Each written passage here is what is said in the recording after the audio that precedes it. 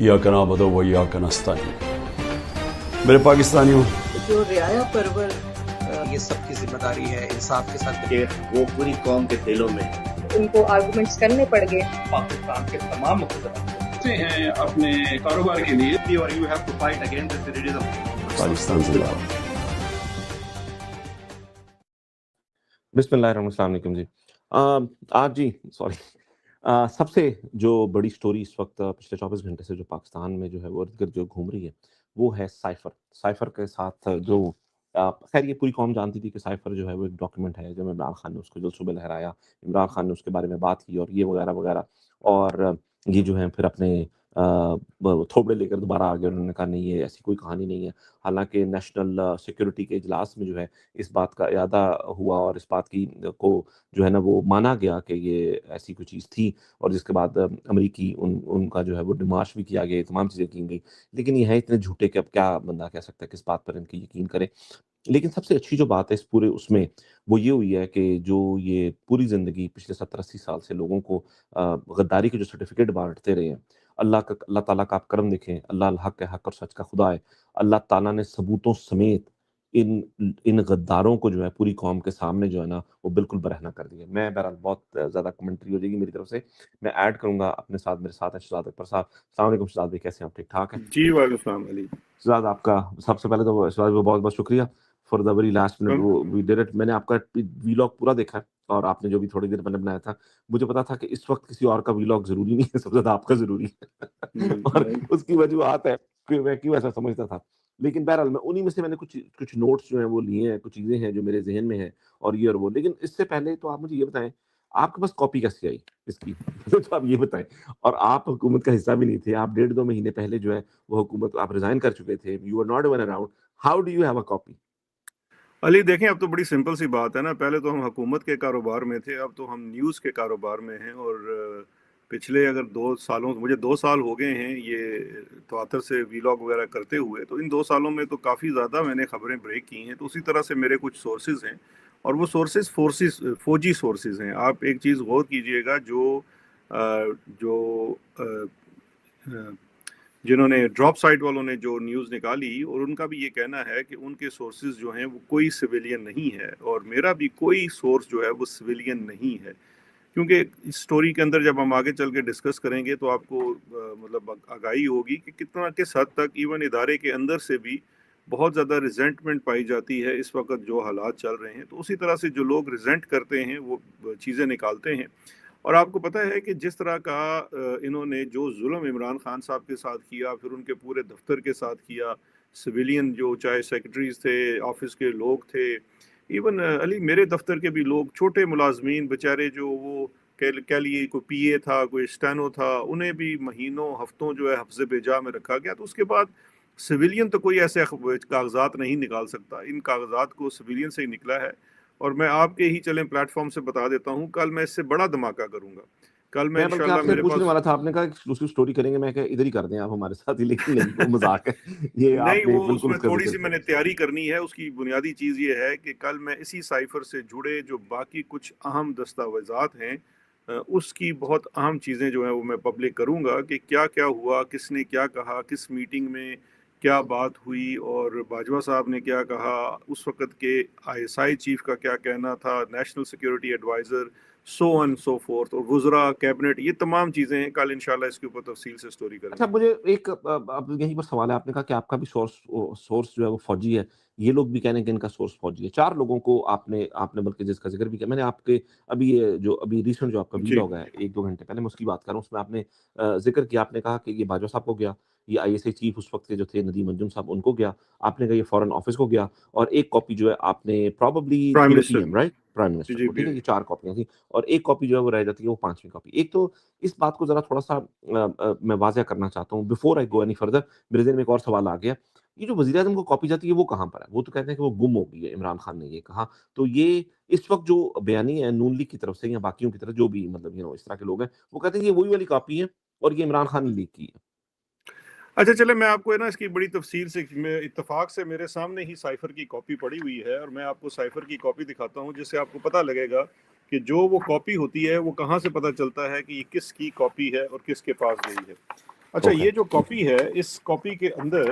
اگر مجھے ابھی مل کے ہاں جی یہ مل گئی اس کاپی کے اندر جو لاسٹ پیج ہوتا ہے اس کا پیج 3 ہے جو انہوں نے ڈاکومنٹ شو بھی کیا ہے اس کے اوپر بھی یہ ڈاکومنٹ یہ آخر میں اگر آپ دیکھیں گے نا تو یہاں پہ نیچے یہ نہیں 4 آپ اس کو لوگوں ذرا کا کلوز نام کریں میں آپ کو ہاں جی یہ 4-5 لوگوں کا نام لکھا ہوا ہوتا ہے ٹھیک ہے یہ 4-5 جو لوگ ہیں نا اس کے سامنے جو ڈراپ سائٹ کی سٹوری ہے وہاں پہ آپ واضح طور پر دیکھ سکتے ہیں کہ سیکٹری ٹو پی ایم کے سامنے کوئی نشان نہیں ہے فورن سیکٹری کے سامنے کوئی نشان نہیں ہے چیف آف آرمی سٹاف اور D G I S I کے سامنے انہوں نے ایک بلاک بنایا ہوا ہے اچھا یہ بلاک اس لیے ہے کہ یہ جس کی کاپی ہوتی ہے نا یہ اب ہمارے سیکٹریٹ کا فورن آفس کا بڑا سمپل سا ایک قاعدہ ہے کہ جس کی کاپی ہوتی ہے نا اس کے سامنے انہوں نے ٹک لگایا ہوتا ہے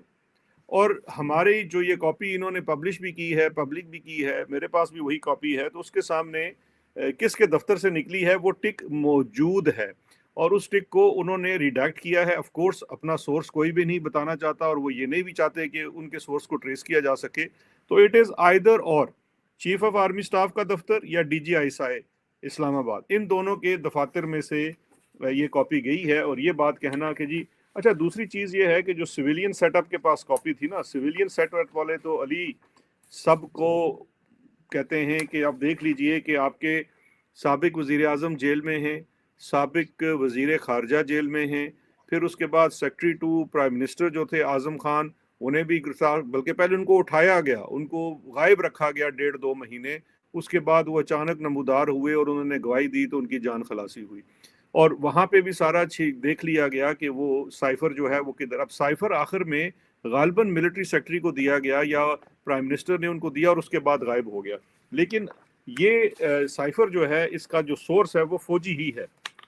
چلیں یہ تو کنفرم ہو گیا کہ یہ فوجی ہے تو آپ نے خیر وہ ایسی بات کر دی کہ میرے خیال سے اس کے بعد اس پہ کوئی وہ بات نہیں رہ جاتی ہے لیکن ایک اور تھیوری ہے اور یہ صرف تھیوری ہے میں ابھی اپنے اصل مدعے کی طرف آؤں گا اس پروگرام کے اصل مدعے کی طرف لیکن ایک تھیوری یہ ہے کہ اس وقت جو عاصم منیر جو ایک بہت زیادہ پاورفل انسان ہے اور ترامیم پہ ترامیم کیے جا رہے ہیں اور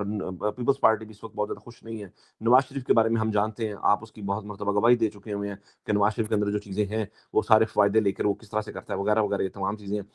ایک تھیوری ہے کہ probably this is also connected with these two جماعتیں one way or other not a political side of them لیکن ان کے بھی ظاہر اندر فوجی وغیرہ ہے نا تو یہ جان بوجھ کر جو ہے نا یہ سٹوری اور یہ چیزیں جو ہیں وہ ان کے تھرو لیک کروائی گئی ہیں اور اس لیے لیک کروائی گئی ہیں کہ تاکہ جب بھی وہ کرنا چاہیں وہ اس کو جو ہے نا وہ جکڑ سکیں یا پکڑ سکیں do you buy this؟ نہیں دیکھیں علی میں آپ کو بتاتا ہوں یہ جو 2 جماعتیں ہیں یا دیگر جماعتیں ہیں نا ان کی ریلیونس تو آتی ہے اس معاملے کے بعد لیکن ایک چیز جو ہے جو بعد میں نیشنل سیکیورٹی کونسل کے اجلاس میں بھی ڈسکس کی گئی کابینہ کے اجلاس میں بھی ڈسکس کی گئی وہ جس وقت یہ سارے تانے بانے بنے جا رہے تھے تو سب سے اہم چیز یہ ہے کہ جو اپوزیشن کی جماعتیں تھیں خاص کر نواز شریف وہ اب رابطے میں آ چکا تھا جنرل قمر جاوید باجوہ کے ساتھ کیونکہ اب اگر ڈراپ سائٹ کی آپ ساری سٹوریز اور جو اصل میں آج ان کی مین سٹوری ہے دیکھیے مین سٹوری یہ نہیں ہے کہ سائفر کا ڈاکومنٹ انہوں نے پبلش کر دیا ہے وہ تو انہوں نے اپنی سٹوری ایک دفعہ آج سے کوئی 6 مہینے پہلے کی تھی جس میں انہوں نے اس کا ٹیکسٹ سارا پروڈیوس کر دیا تھا آج انہوں نے ڈاکومنٹ جو ہے وہ اپنی ویب سائٹ پہ لگا دیا ہے لیکن زیادہ ضروری بات ان کی وہ سٹوری ہے جو آج چھپی ہے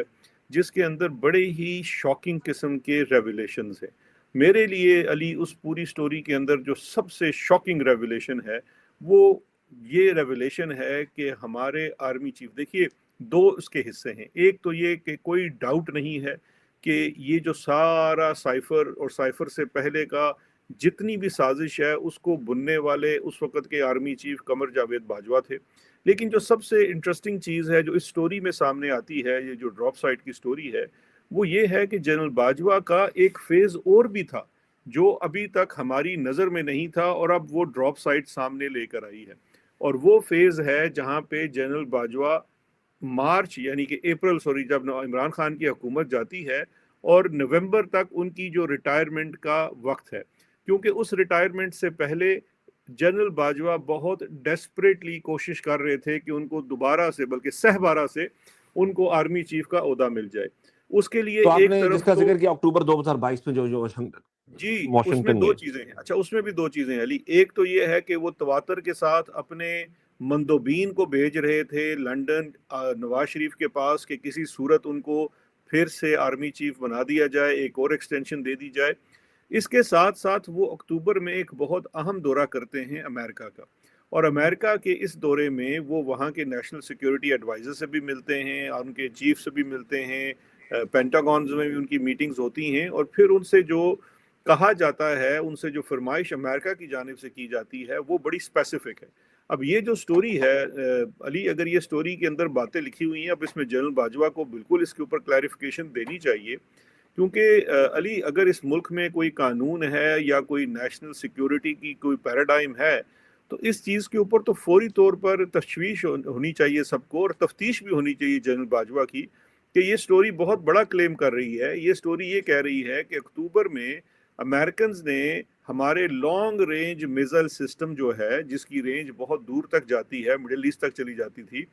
اس میزائل سسٹم اور ہمارے نیوکلیئر ایسٹس دونوں کو رول بیک کرنے، کٹ بیک کرنے، ان کی رینج کم بنانے کی فرمائش کی، اور ساتھ ساتھ ان کے انسپیکٹر کا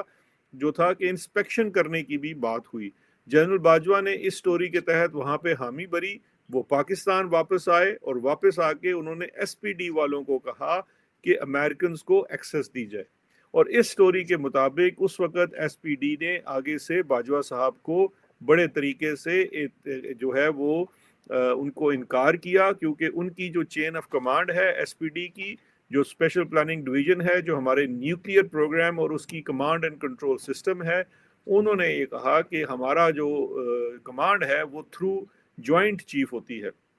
تو لہٰذا آرمی چیف کو براستہ جوائنٹ چیف ہی آنا چاہیے۔ تو اس لیے آپ سمجھیے کہ وہ انہوں نے کسی طریقے سے اس کو ڈیلے کر دیا، روک دیا، اور پھر ایک مہینے بعد باجوہ صاحب نہیں رہے، نئے چیف آ گئے۔ اب اس سٹوری کا ایک اور حصہ بھی ہے، وہ اس سے بھی امپورٹنٹ ہے علی، کیونکہ وہ سٹوری کا حصہ جاتا ہے ہماری ریسنٹ آئینی ترامیم کی طرف، جہاں پہ ایک طرف تو ہم نے دیکھا کہ جناب آرمی چیف کے عہدے کو ایلیویٹ کر کے سی ڈی ایف کا عہدہ بنا دیا گیا، یعنی کہ ایک تو ہم نے جوائنٹ چیف کا عہدہ ختم کر دیا، اور اس جوائنٹ چیف کا سارا دفتر اٹھا کے، اب ظاہری بات ہے ہمارے جو چیئرمین یہ ہیں، کمانڈر ہیں ڈیفنس فورسز کے، کیونکہ اب یہ ایئر فورس یہ وہ سب کے مالک بن گئے ہیں، ان کے پاس آ گیا۔ تو اب سوال یہ پیدا ہوتا ہے کہ what is the new structure? کیا اب یہ والی جو چیز ہے یہ اب کے آرمی چیف یعنی کہ سی ڈی ایف کے پاس ہے، جو کہ جوائنٹ چیف کا پہلے پریروگیٹو ہوتا تھا ایس پی ڈی کا؟ کیونکہ اگر نیوکلیئر کمانڈ، جس طرح سے یہ سٹوری کہہ رہی ہے کہ نیوکلیئر اینڈ میزائل پروگرام کی جو کمانڈ ہے وہ اگر اب سی ڈی ایف کے ہاتھ میں ہے، تو اس کے اوپر پھر چیکس اینڈ بیلنس کیا ہے، اکاؤنٹیبلٹی کیا ہے؟ یہ بہت بڑا سوال ہے۔ چلیے ایک سوال اس میں سوری آپ بات کمپلیٹ کریں، سوری میں بس اس کو آخری ایک چیز کمپلیٹ کر دوں، اور اس میں جو سب سے اہم بات ہے کہ اب کیونکہ وہ سٹوری جو ہے بڑے طریقے سے لکھی گئی ہے، اس سٹوری میں یہ کہا جا رہا ہے کہ اب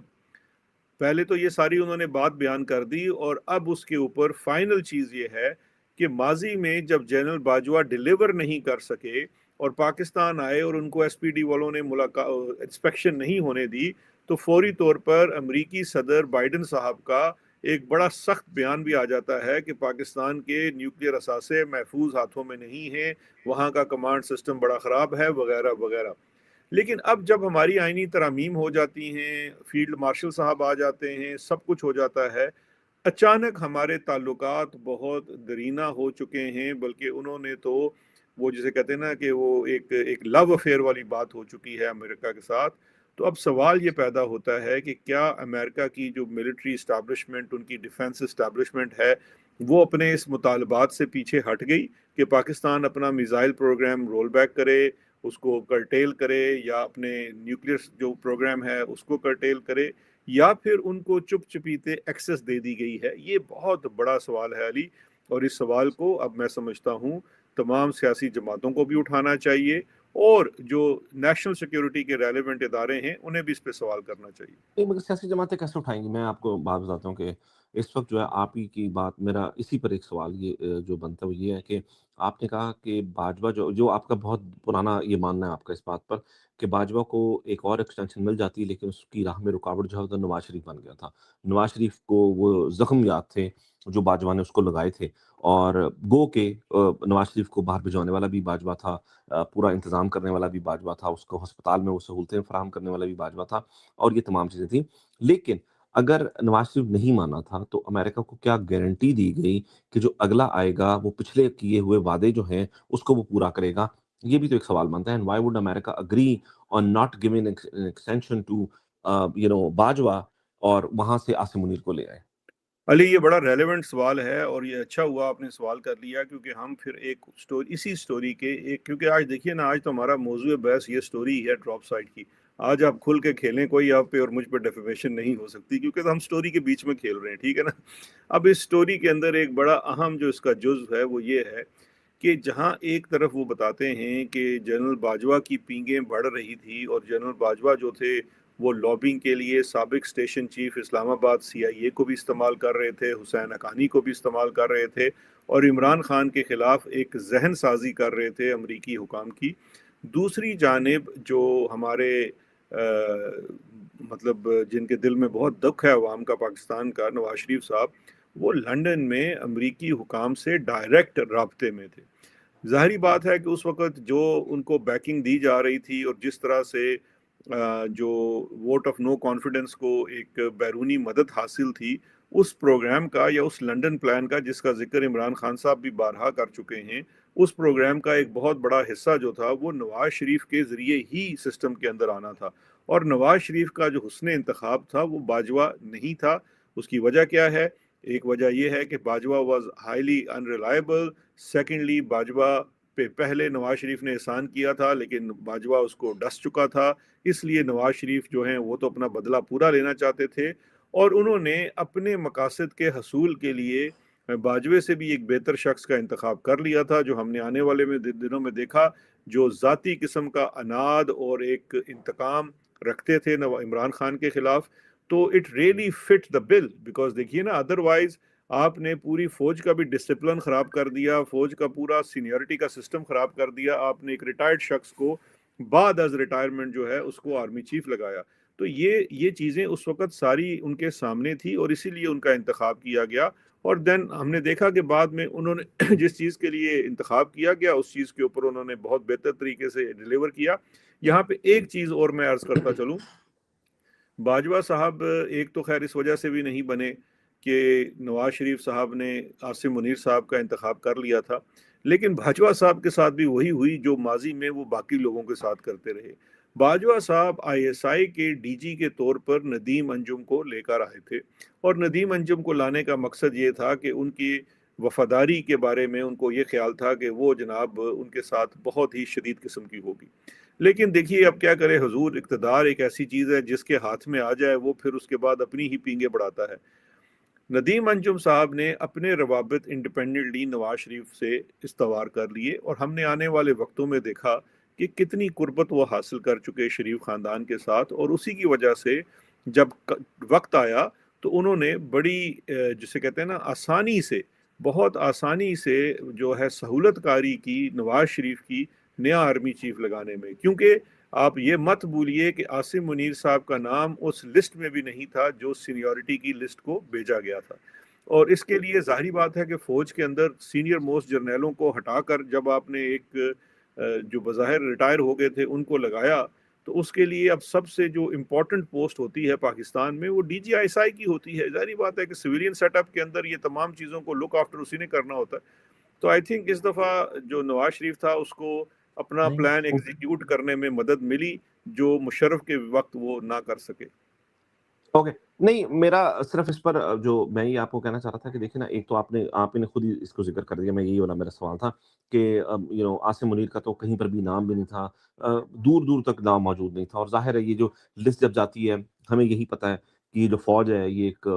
پرزہ ہے اسی طرح امریکی اسٹیبلشمنٹ کا، اور امریکی اسٹیبلشمنٹ کی اس کے بغیر جو ہے بڑا مشکل ہے کہ کوئی آرمی چیف آپ لگا سکیں یا جس طرح بھی یہ تمام چیزیں ہو سکے، اور اس کے بعد لگا دیا. تو یہ اس بات کو آلریڈی اسٹیبلش نہیں کر جاتا شہزاد بھائی کہ کہ what ever the deal was with the Bajwa, Asim had something better to offer. دیکھیں علی میں آپ ظاہر سے ہمارا ثبوت نہیں ہے، نہیں میں ویسے ہی پوچھ رہا ہوں. نہیں ثبوت نہیں، ہم ظاہری بات ہے ہم اس کے اوپر اپنا تجزیہ ہی دے سکتے ہیں، اپنی ایک رائے دے سکتے ہیں، کوئی فیکچول سٹیٹمنٹ تو ہے نہیں. لیکن پاکستان میں ایک زمانے میں ضرور ایک بات آپ کو یاد ہوگی کہ ایک کتاب بھی آئی تھی کہ 3 AAA جو ہے وہ پاکستان میں بہت اہم ہے، اللہ، امریکہ اور آرمی. اور پھر لگتا یہ تھا کہ ان تینوں کا آپس میں گٹھ جوڑ بھی ہے، کیونکہ ظاہری بات ہے وہ آپس میں اسی طرح سے چلتے تھے اور وہ ہم آہنگی تھی. پاکستان میں وزیر اعظم اور آرمی چیف امریکہ کی رضامندی اور خوشنودی کے بغیر نہیں ہوتا تھا. لیکن پھر وقت کے ساتھ ساتھ کچھ امریکہ کا انٹرسٹ بھی کم ہوا، کچھ ہمارے اداروں کے اندر بھی شاید میں سمجھتا ہوں تھوڑی سی انڈیپینڈنس آئی. ہمیشہ یہ سسٹم ایسا نہیں رہا، لیکن ایک دفعہ پھر سے ہمیں یہ لگتا ہے کہ دیکھیے اب ہم اگر یہ کہیں کہ امریکہ پاکستان کا آرمی چیف لگاتا ہے تو وہ بات درست نہیں ہے. لیکن اگر ہم یہ کہیں کہ امریکہ اس کے اندر اپنا انٹرسٹ واچ کر لیتا ہے تو یہ بات درست ہے. امریکہ نے کیا انشور That's what I کرنا ہے، meant, I think, right. جی صحیح، ٹھیک. امریکہ نے کیا انشور کرنا ہے کہ کوئی ایسا شخص جو ہے، چاہے وہ آرمی چیف کا عہدہ ہو یا وزیر اعظم کا عہدہ ہو، جو ان کے انٹرسٹ کے خلاف نہ ہو. اور اگر کبھی ہو جائے تو اس کے لیے پھر وہ جناب ووٹ آف نو کانفیڈنس کرا دیتے ہیں، جیسے کہ عمران خان کے دور میں ہوا. ٹھیک ہے کہ عمران خان کی جو امریکہ کے ساتھ اچھی نہیں تعلقات بن سکے، اس میں ایک تو عمران خان صاحب کی انڈیپینڈنٹ فارن پالیسی کی خواہش تھی، لیکن اس کے ساتھ ساتھ ان کے اپنے گھر میں میر جعفر اور میر صادقوں کی جو بہتات تھی، وہ بھی ایک بہت بڑی وجہ بنی. جب آپ کا اپنا آرمی چیف آپ کے خلاف لابنگ کر رہا ہو اور آپ کے خلاف جو ہے، جاری بات ہے دیکھیں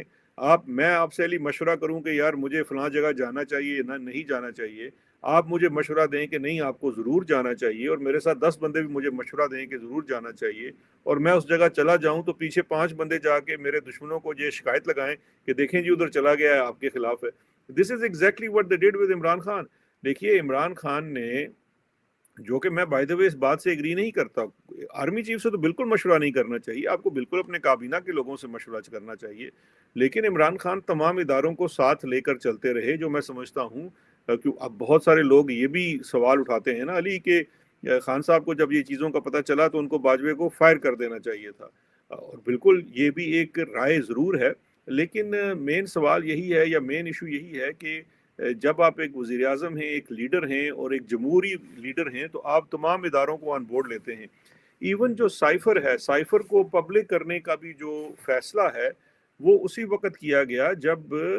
کابینہ اور نیشنل سیکیورٹی کونسل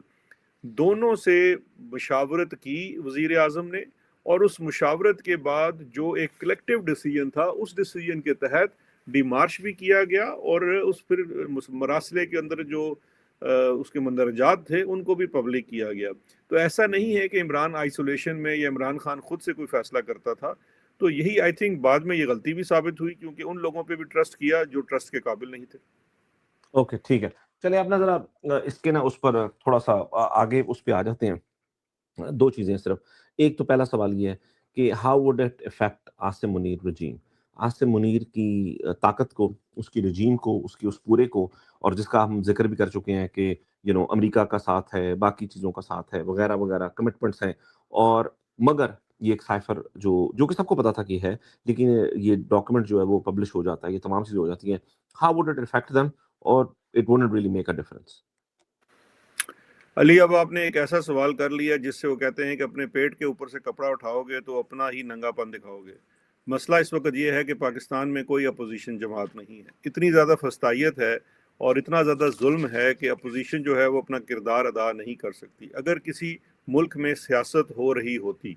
کیونکہ دیکھیے آج جو ہے نا پاکستان میں، یہ میں نے 2-4 روز قبل کسی دوست سے ہی جملہ مستعار لے کے استعمال کیا تھا، اور یہ عرض کی تھی کہ پاکستان میں آج اڈیالہ کی جیل میں عمران خان نہیں بند، آج اڈیالہ میں پاکستان کی سیاست بند ہے، کیونکہ ان مخالفوں نے عمران خان کو جیل بند کروانے کے بدلے میں اپنے ملک سے سیاست کا خاتمہ کر دیا ہے. دیکھیے آج نہ ہی فضل الرحمان سیاست کر سکتا ہے، نہ نواز شریف سیاست کر سکتا ہے، نہ آصف زرداری سیاست کر سکتا ہے. پی ٹی آئی تو آپ نے چھوڑی کوئی نہیں ہے، تو سیاست کون کرے گا؟ اب دیکھیے اگر نارمل حالات ہوتے، ایک فعال اپوزیشن ہوتی یا اپوزیشن جماعتیں ہوتی، اتنی بڑی خبر آنے کے بعد، اتنی شاکنگ خبر آنے کے بعد، اسپیشلی جو یہ 2 اکتوبر 2022 کی رپورٹ آئی ہے جس میں آرمی چیف جو ہے وہ ایکسیس دینے کی بات کرتا ہے امریکیوں کو، جس میں نہ میرے خیال میں وزیر اعظم کو پتہ ہے نہ پارلیمان کو پتہ ہے۔ 2 اکتوبر 2022 میں پارلیمان تو تھی، کس طرح سے آپ امریکنز کو ایکسیس دے سکتے ہیں اپنے نیوکلیئر پروگرام کے اوپر؟ اور یہ بھی دیکھیں، اگر سے ایس پی ڈی نے انکار کر دیا، کوئی تو سسٹم تھا۔ اب آج کے دور میں اس کے اوپر تو فوری طور پہ مطالبات آنے چاہیے۔ آج صبح سے میں سمجھتا ہوں پریس کانفرنسز ہونی چاہیے تھی، اسمبلی میں اپوزیشن لیڈر کو جا کے وہاں پہ پوائنٹ آف آرڈر کے اوپر بولنا چاہیے تھا، لیکن چونکہ پاکستان میں سیاست نہیں رہی، سیاست کی اجازت بھی نہیں ہے، لہٰذا کچھ بھی نہیں ہو رہا۔ تو اس لیے اگر آپ مجھ سے پوچھیں کہ اس کا جو ہے عاصم منیر صاحب کے اوپر یا ان کی رجیم کے اوپر کیا فرق پڑے گا، تو کچھ خاص فرق نہیں پڑے گا، کیونکہ فرق تو تب پڑے گا نا کوئی ایسی فورس ہو، کوئی ایسا انڈیپینڈنٹ فورم ہو جہاں پر جا کر یہ بات بیان کی جا سکے۔ وہ تو بزنس ایز یوزول کرتے رہیں گے۔ یہ باتیں چاہے ڈراپ سائٹ لکھ رہا ہے یا ہم کر رہے ہیں، یہ باتیں جو ہیں یہ ریکارڈ کی درستی کے لیے ہیں اور تاریخ میں لکھنے کے لیے ہیں، کیونکہ وقت ابھی وہ نہیں آیا جب ان کا احتساب ہو سکے۔ ہاں اگر کبھی وقت آیا تو پھر سب کا احتساب ہوگا۔ باجوہ صاحب سے سوال پوچھا جائے گا کہ یہ آپ کس طرح سے کرتے رہے۔ اچھا، میں ایک چیز بھول نہ جاؤں، اسی سٹوری کے اندر جو سب سے اہم چیز ہے، سٹوری کا یہ دعویٰ ہے کہ یہ جو امریکی مطالبہ تھا وہ چین سے دوری کا بھی تھا۔ یہ ایک اور بہت خطرناک بات ہے علی، کیونکہ چین سے دوری جو ہے اس کو بھی دیکھنا ہے کہ کیا یہ آپ کے اسٹریٹجک انٹرسٹ کا حصہ ہے یا نہیں ہے، کیونکہ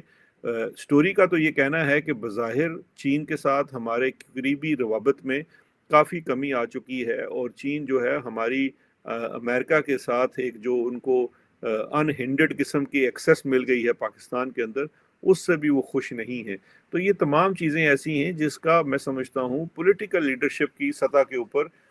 اس بات کو دیکھا جانا چاہیے، لیکن چونکہ میں نے جیسے کہا کہ پالیٹکس تو بچی نہیں اس ملک کے اندر، تو اب تو پورا ملک جو ہے وہ عاصم منیر صاحب کے رحم و کرم پہ ہے۔ چلے، میں ٹھیک ہے، آپ نے یہ بات کی، ظاہر ہے بہت زیادہ حوصلہ افزا بات تو نہیں کی، لیکن حقیقت یہی ہے جو آپ نے بات جس کو آپ نے بتایا اور حقیقی اس میں بتا دیا۔ لیکن اوکے، اب تو سچویشن یہ جو ہے، لیکن what can be done to really dent this اور کہ ان کو کیا جا سکے، یعنی کہ آپ ہم جیسے لوگ، جتنے بھی لوگ ہیں جو کہ اس پر بات کر سکتے ہیں، یا جب تک کر سکتے ہیں، جب تک یہ موقع ہے ہمارے پاس، یا باقی جتنے بھی لوگ ہیں، ایک تو یہ بات بتا دی کہ what could be the way forward from here، اور ایک اور ضروری، جس طرح کی مثال کے طور پر ڈونلڈ لو کے خلاف جو ہے وہ یہاں پر امریکہ کے اندر وہ کیا جا سکتا ہے کہ اس نے he lied under an oath۔ یہ تو بہت بڑا جرم ہے امریکہ کے اندر کہ آپ اگر انڈر اوتھ جو ہے وہ آپ جھوٹ بول رہے ہیں، اور اگر یہ سائفر جو ہے وہ ہو جاتا ہے، تو امریکی پاکستانی جو ہیں، باقی جگہوں پر جو لوگ ہیں، there has to be a way کہ جس طریقے سے اس بات کو جو ہے وہ نہ دبایا جائے، اور اس کو اگر پاکستان میں رہنے والے لوگ ان حالات سے نبرد آزما ہو کر وہ نہیں کر سکتے، تو is there any other way کہ مطلب کہ لیکن علی، اس رجیم کو کیا جائے؟ جہاں تک ڈونلڈ لو کی بات ہے، ڈونلڈ لو تو ایک بہت بڑی ریاست کے اندر ایک چھوٹا سا مورا ہے، اور اس نے وہی کام کیا جو اس کے باسز نے اس کو کہا۔ اور دوسرا جو اس کا حصہ ہے کہ ڈونلڈ لو نے، ظاہری بات ہے اس کی ایک ٹیسٹمنی بھی ہوئی تھی، اس کو ذرا دوبارہ دیکھنا پڑے گا کہ فیکچولی اس میں کیا، کیونکہ دیکھیے سائفر کا ہونا یا نہ ہونا وہ ڈونلڈ لو کی ذمہ داری نہیں ہے۔ سائفر تو بیسیکلی کمیونیکیشن ہے جو ہمارے سفیر نے واپس اپنے فارن آفس کے ساتھ کی، وہ ایک کوڈڈ لینگویج میں جاتی ہے، اس لیے اس کو سائفر کیا جاتا ہے، اور پھر جب وہ ڈی سائفر ہو کے پرائم منسٹر آفس یا باقی جگہوں پر جاتی ہے تو اس کے جو چیزوں کا پتہ چلتا ہے۔ ڈونلڈ لو کا اس سے کوئی غرض نہیں ہے، ڈونلڈ لو نے وہی کنوے کیا جو اس کو کنوے کرنے کا کہا گیا۔ اب اگر اس سائفر کے تحت اس نے کوئی جھوٹ بولا تو وہ اس کو ضرور دیکھا جا سکتا ہے، کیونکہ اس نے آن اوتھ جو باتیں کی ہیں، لیکن ہمارا ایشو جو ہے، ہمارا کنسرن ڈونلڈ لو کے ساتھ نہیں ہے، نہ ہی بہت حد تک امریکہ کے ساتھ ہے۔ ہمارا ایشو اور کنسرن ہونا چاہیے پاکستان کے اندر، جس طرح سے میں نے پہلے عرض کی کہ جو اپوزیشن دیکھیں نام کی تو ہے نا، تو یہی آپ کا جو ہے آغاز ہو سکتا ہے کہ اس وقت دیکھیے، اس وقت تحریک انصاف کے پاس، ہم اب دوسرے ایک ایشو پہ آ جاتے ہیں، پاکستان تحریک انصاف کے پاس اس وقت سب سے بڑا چیلنج ہے اپنے لیڈر سے رابطے کی بحالی، اور اپنے لیڈر کے لیے جو بنیادی میڈیکل سہولتیں ہیں اس کی ایک قسم سے آپ کے بازیابی ہی کہہ سکتے ہیں، کیونکہ وہ سہولتیں ناپید ہو چکی ہیں۔ کچھ روز قبل میں سن رہا تھا سلمان اکرم راجہ صاحب نے غالباً سپریم کورٹ میں بھی اور باہر نکل کے جو ہے صحافیوں کو بھی بتایا کہ عمران خان صاحب کی ایک آنکھ بالکل ضائع ہو چکی ہے۔ اب یہ اتنا بڑا ریولیشن ہے، اتنی بڑی چیز ہے جس کے اوپر میں سمجھتا ہوں ہمیں تو سڑکوں کے اوپر ہونا چاہیے، عدالتوں کے باہر ہونا چاہیے، بڑی تعداد میں عدالتوں کے سامنے. دیکھیے اتنا زیادہ نارملائز ہو گیا ہے یہ تشدد جو ہے نا، اتنا نارملائز ہو گیا ہے کہ ابھی پچھلے منگل کو یہ کہا گیا تھا کہ اگلے منگل سے پہلے ملاقات کروا دی جائے گی، اور یہ وعدہ ایک صوبے کے چیف منسٹر سے کر دیا گیا. آج سوموار کا روز ہے، کل منگل بھی آ جائے گی. میں نہیں سمجھتا کہ یہ ملاقات ہوگی. پچھلے منگل کو بھی ہم سمجھتے تھے کہ یہ ویسے ہی ان کو اٹھانے کے لیے کیا گیا. تو اب علی پھر وقت آ گیا ہے نا کہ پھر آپ کو اس کے اوپر کوئی راست اقدام اٹھانا پڑے گا، کیونکہ دیکھیے پاکستان تحریک انصاف میں یہ بڑا غلط میسج جاتا ہے کہ اگر ہم ہر منگل کو جا کے ان کے ایک وعدے کے اوپر اٹھ کے واپس آ جائیں. اب یہ کتنی زیادتی کی بات ہے کہ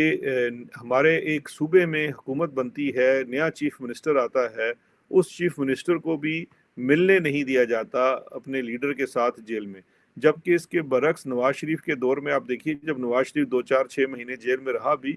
وہاں تو روز سیاسی بیٹھک لگتی تھی. محمد زبیر صاحب اس بات کے گواہ ہیں، وہ باقاعدہ بتاتے ہیں کہ کس طرح سے وہاں پہ گھنٹوں جو ہے وہ سیاسی میٹنگ ہوتی تھی. تو یہاں پہ وہ کہتے ہیں کہ جی یہ سیاسی بیان دیتے ہیں، اور سیاسی بیان بھی وہ بندہ دیتا ہے جو ملاقات کے لیے نہیں جاتا. لیکن اب یہ سب چیزیں ہم نے جو برداشت کر لی ہیں نا، یہ بھی ہماری زیادتی ہے. ہمیں اسے برداشت نہیں کرنا ہے. عوام اس کے اوپر کوئی قدم اٹھانا چاہتی ہے، اب لیڈرشپ کے اوپر یہ لازم ہے کہ وہ اس کے اوپر ان کی رہنمائی کریں. اور وہ یہ جو ایشو ہے کہ جی ہم ہر منگل کو ایک نئی تاریخ لے کر واپس آ جاتے ہیں، that's not good enough. Because دیکھیے عمران خان صاحب کی آنکھ کا مسئلہ اکتوبر 2025 سے چل رہا ہے. آج حضور والا مئی جو ہے وہ 2026 آ چکا ہے، اور ان کو انڈیپینڈنٹ اور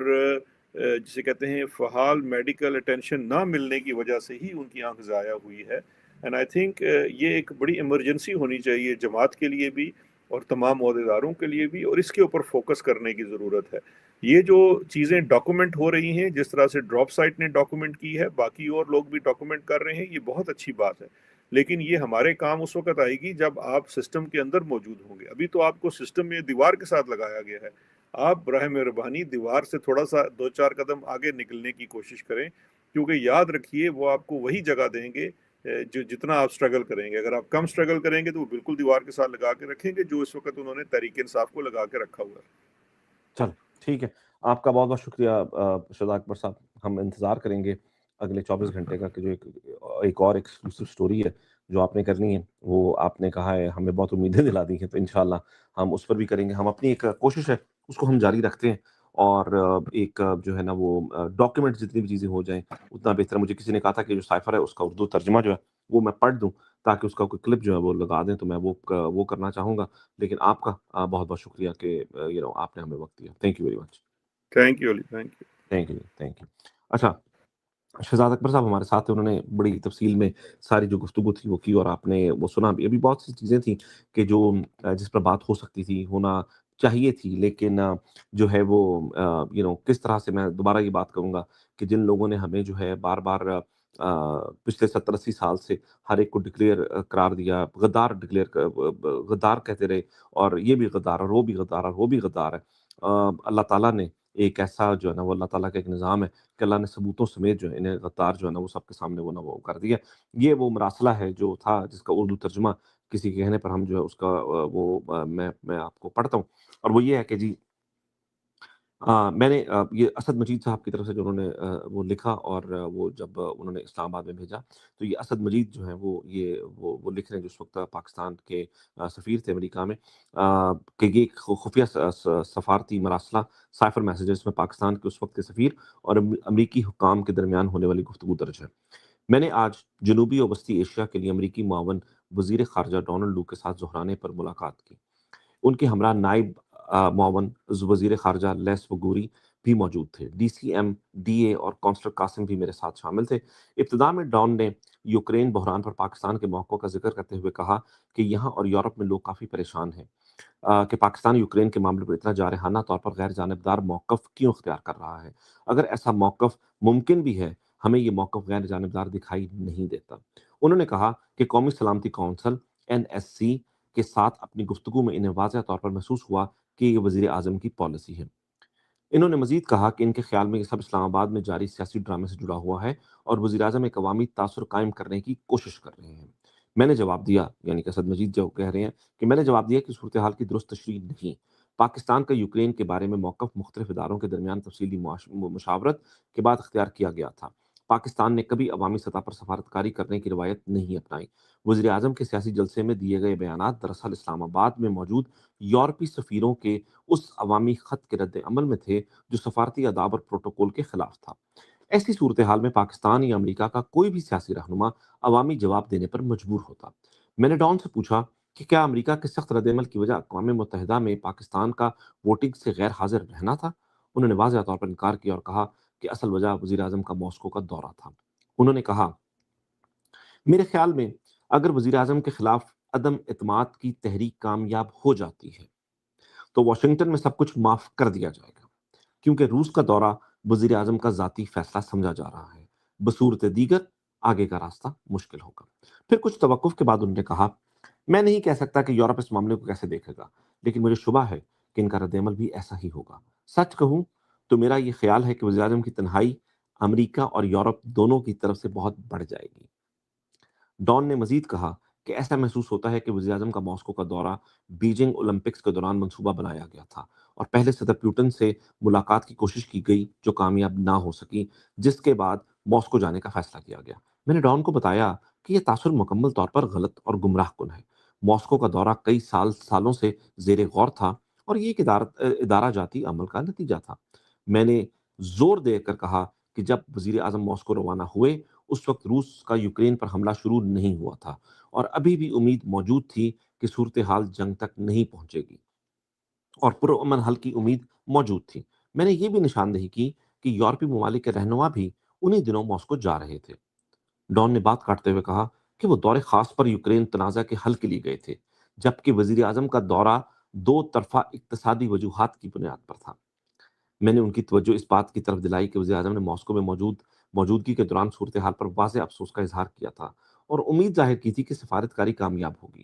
میں نے زور دے کر کہا کہ وزیر اعظم کا دورہ مکمل طور پر دو طرفہ تعلقات کے تناظر میں تھا اور اسے روس کے یوکرین کے خلاف اقدامات کی حمایت یا توثیق نہیں سمجھا جانا چاہیے۔ میں نے کہا کہ یوکرین بحران پر ہمارا موقف اس خواہش سے متعین ہوتا ہے کہ تمام فریقوں کے ساتھ رابطے کے ذرائع کھلے رکھے جائیں۔ اقوام متحدہ میں ہمارے بعد کے بیانات اور ہمارے ترجمان کے موقف نے اس بات کو واضح کیا، جبکہ اقوام متحدہ کے منشور طاقت کے استعمال یا اس کی دھمکی سے گریز، ریاستوں کی خود مختاری اور علاقائی سالمیت اور تنازعات کے پرامن حل کے اصولوں سے ہماری وابستگی کا اعادہ بھی کیا گیا۔ میں نے ڈان کو یہ بھی بتایا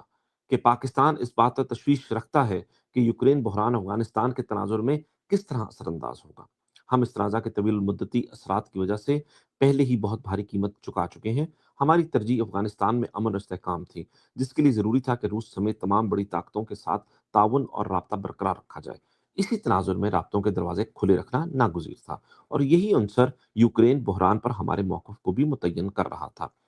جب میں نے بیجنگ میں ہونے والی ایکسٹینڈڈ ٹروئیکا میٹنگ کا حوالہ دیا تو ڈان نے جواب دیا کہ واشنگٹن میں ابھی بھی اس بات پر غور جاری ہے کہ امریکہ کو ایکسٹینڈڈ ٹروئیکا اجلاس یا افغانستان سے متعلق انطالیہ اجلاس میں شرکت کرنی چاہیے یا نہیں، کیونکہ اس وقت امریکہ کی پوری توجہ صرف روس کے ساتھ یوکرین پر بات چیت پر مرکوز ہے۔ میں نے جواب دیا کہ یہی وہ چیز ہے جس کا ہمیں خدشہ تھا۔ ہم نہیں چاہتے تھے کہ یوکرین بحران افغانستان سے توجہ ہٹا دے۔ ڈان نے اس پر کوئی تبصرہ نہیں کیا۔ میں نے ڈان سے کہا کہ جس طرح وہ اپنا موقف کھل کر بیان کر رہے ہیں اسی طرح میں بھی اپنا نقطۂ نظر واضح انداز میں پیش کروں گا۔ میں نے کہا کہ گزشتہ ایک سال کے دوران ہمیں مسلسل یہ محسوس ہوا کہ امریکی قیادت ہماری قیادت کے ساتھ رابطے میں ہچکچاہٹ دکھا رہی ہے۔ اس ہچکچاہٹ نے پاکستان میں یہ تاثر پیدا کیا کہ ہمیں نظر انداز کیا جا رہا ہے، بلکہ ہمیں محض ایک استعمال کی چیز سمجھا جا رہا ہے۔ یہ احساس بھی موجود تھا کہ اگرچہ امریکہ ہر اس معاملے میں پاکستان کی حمایت چاہتا ہے جو اس کے لیے اہم ہے، لیکن پاکستان کے لیے اہم معاملات خصوصاً کشمیر پر امریکہ کی جانب سے ویسی حمایت نظر نہیں آتی۔ میں نے کہا کہ ان غلط فہمیوں کو دور کرنے کے لیے اعلیٰ ترین سطح پر مؤثر رابطے بہت ضروری ہیں۔ میں نے یہ بھی کہا کہ ہمیں حیرت ہے کہ اگر یوکرین بحران پر ہمارا موقف امریکہ کے لیے اتنا اہم تھا تو ماسکو کے دورے سے پہلے اور اقوام متحدہ میں ووٹنگ سے قبل امریکہ نے اعلیٰ قیادت کی سطح پر ہم سے رابطہ کیوں نہیں کیا؟ اسٹیٹ ڈپارٹمنٹ نے یہ معاملہ صرف ڈی سی ایم سطح پر اٹھایا تھا۔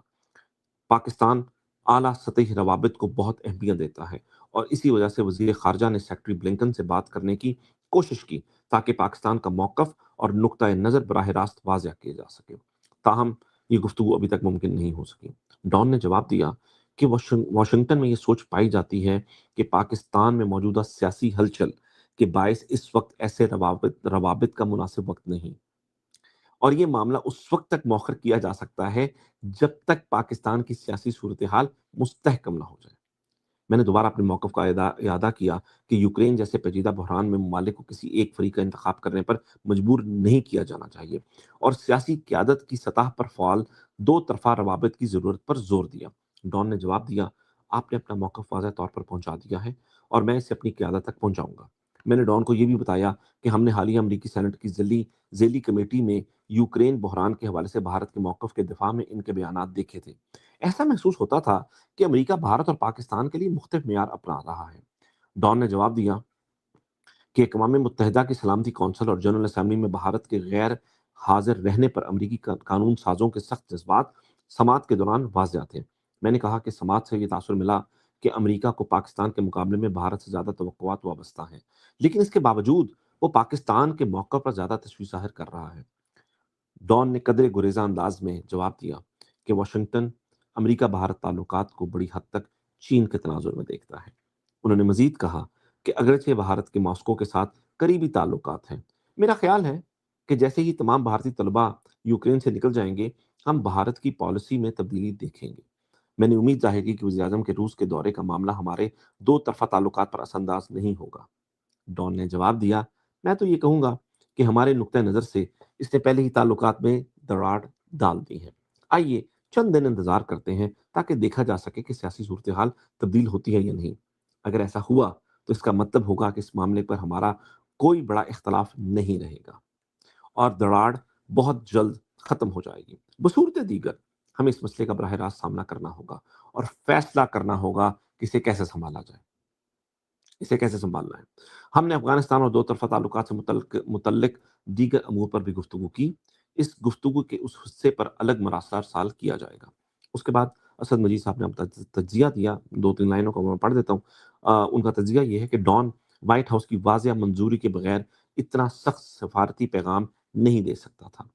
جس کا وہ بار بار حوالہ دیتا رہا۔ واضح طور پر ڈان نے پاکستان کے داخلی سیاسی عمل پر اپنی حدود سے تجاوز کرتے ہوئے بات کی۔ ہمیں اس معاملے پر سنجیدگی سے غور کرنا چاہیے اور اسلام آباد میں امریکی ناظم امور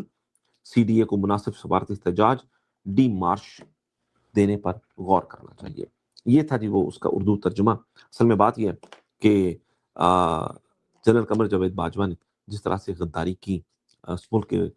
منتخب وزیر اعظم کے ساتھ، اور یہ وزیر اعظم کے ساتھ غداری نہیں تھی، یہ اس قوم کے ساتھ غداری تھی۔ یہ خود تو ان لوگوں میں غیرت کی کافی زیادہ کمی رہتی ہے، غیرت، خودداری اور اس طرح کی ان کے اندر ہے نہیں، لیکن جو جس طرح سے اس بے شرمی کا مظاہرہ کرتے ہیں، یہ ظاہر ہے کسی بھی طور پر پوری قوم کو ریپرزینٹ نہیں کرتا۔ یہ ایک خوددار انسان میں اور بے شرم اور بے غیرت انسان میں فرق ہوتا ہے، اور باجوہ نے جتنی بے غیرتی کا مظاہرہ کیا، لیکن صرف باجوہ کی بات نہیں ہے، باجوہ کی جگہ کوئی بھی ہوتا وہ اسی بے غیرتی کا مظاہرہ کرتا۔ اب باجوہ گیا تو اس کے بعد یہ جو عاصم منیر آیا یہ اس سے زیادہ بے شرم ہے، یہ اس سے زیادہ بے غیرت ہے۔ یہ ایک پرابلم ہے، یہ میں بار بار ہم یہ بات کہتے ہیں کہ یہ جو GHQ ہے، یہ جو محکمہ ہے، یہ امریکی اسٹیبلشمنٹ کا ایک پرزہ ہے۔ جس طرح باقی امریکہ کے پرزے ہیں اسی طرح یہ بھی پرزہ ہے۔ یہ ادارہ امریکہ کے مفادات کا تحفظ کرنے کے لیے قائم ہے۔ امید کرتے ہیں کہ اس میں بہتری آئے گی، یہ امید کرتے ہیں کہ اس کے بعد کوئی ایسی ہلچل مچے گی، اور امید کرتے ہیں کہ پاکستان تحریک انصاف جو ہے اس پر مؤثر اپنا کردار ادا کرے گی، مؤثر اپوزیشن کرے گی، اور انشاءاللہ ایک دن آئے گا کہ ان تمام غداروں کے اوپر آرٹیکل 6 کے تحت کارروائی ہوگی۔ اپنا خیال رکھیے۔ پاکستان زندہ باد۔